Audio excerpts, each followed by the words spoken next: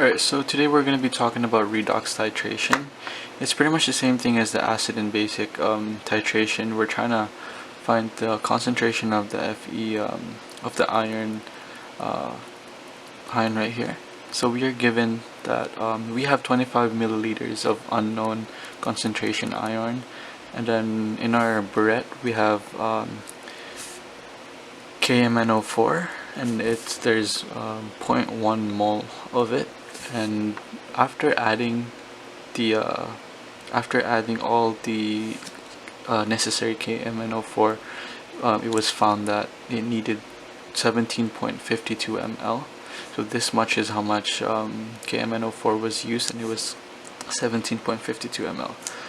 So we're going to be using these numbers to figure out the concentration of the iron, and I'm going to go through them as we go through the example. Alright, so what we're actually going to do first is we're going to be balancing the equation, and I'll write them right now. So we have, in our reactant side, we have MnO4 minus plus 5F, you see that, E, that's also 2 plus, and then writing down Mn2 plus, and then 5Fe3 plus. So yeah, as we learned earlier, I've also taught you guys how to balance these type of things. Okay, so first things first, we gotta balance our major species, and as you can see, it's already balanced. It's been balanced already. 5Fe, Mn, MnO. But then you see there's oxygen right there. There's 4 on the left side, but there aren't any on the right side. So what we're gonna do actually is we're gonna be adding 4 water molecules to the right side to balance it out. So we can add, I'm just gonna write it right here. I'm gonna write it in a different ink so that you guys can see. And we're going to be adding 4. You can see that 4 H2O's over there, and then since we have 8 hydrogens on this side, we also have to add 8 hydrogens on the other side. So I'm also just gonna add the 8 hydrogens on this side. I'm not gonna go through them because that's not our focus today. We're only doing the titration part of it. So yeah, there's 8 hydrogens, and then we can't forget about the positive charge. There you go. And then now, okay, so next up, what we're actually going to do is we're going to look at the oxidation state of the formulas here. So as you guys could see, we all know that oxygen is a -2, so a -2 and +4, it's going to be a -8. And then manganese, and then as we could see, it has to total up to -1. So what? So Mn is actually going to be +7, because +7 and plus -8 is actually going to be -1. So we know that Mn is going to be +7. But we can take a look at the other side. Mn on this side is going to be a +2 cation. So it's just going to be like that. And based on these numbers right here, we can actually tell that +7 going to +2 is a reduction. Also, from this equation, we could also grab the oxidation state of the iron. You could see on this side that we have +2, and on the other side we have a 3 positive.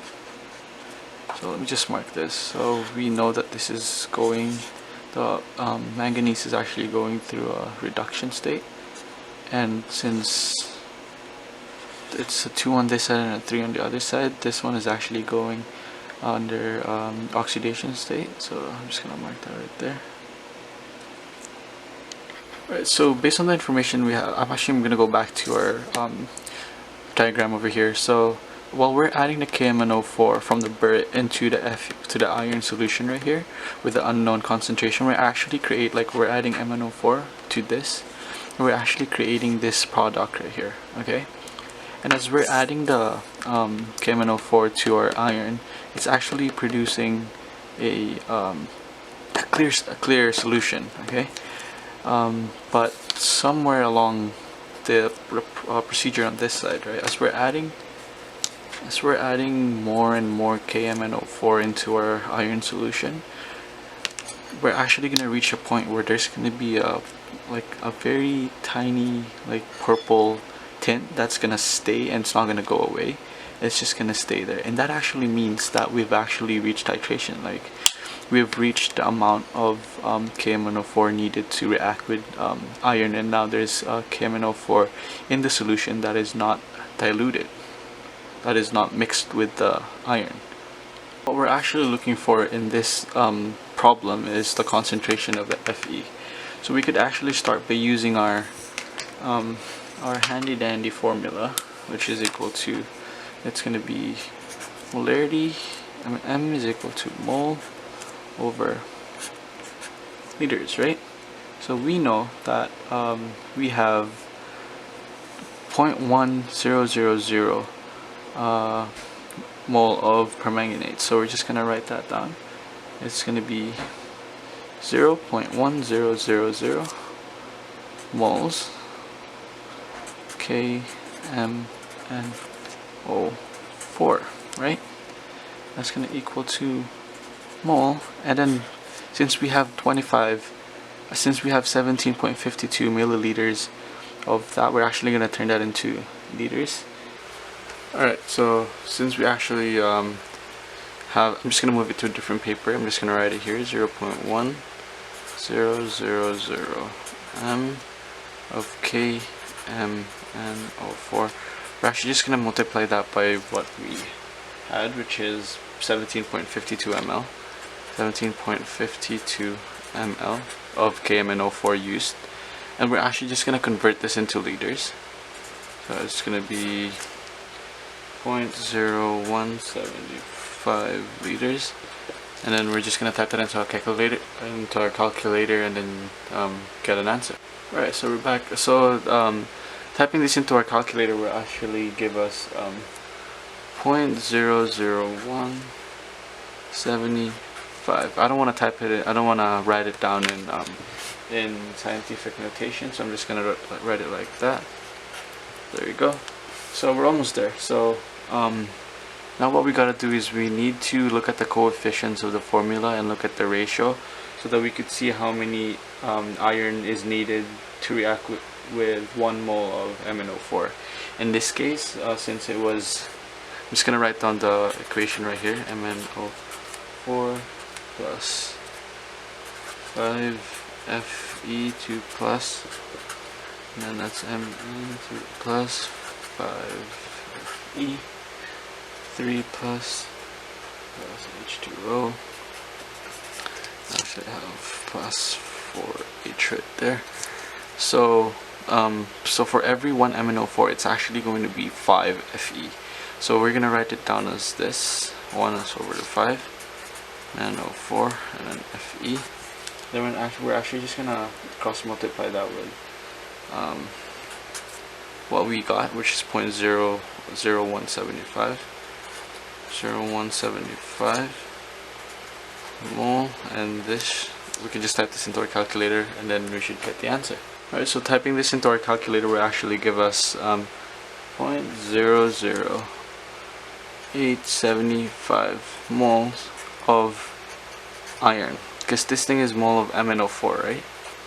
And so this will cancel out with that, leaving us with iron. So this is actually 50 mole of iron. Now we're almost there. We just need to divide this by what we normally had, which is 25 milliliters. 25 milliliters. And again, I'm just gonna convert this into liters, because we want the answer to be in moles in every liters.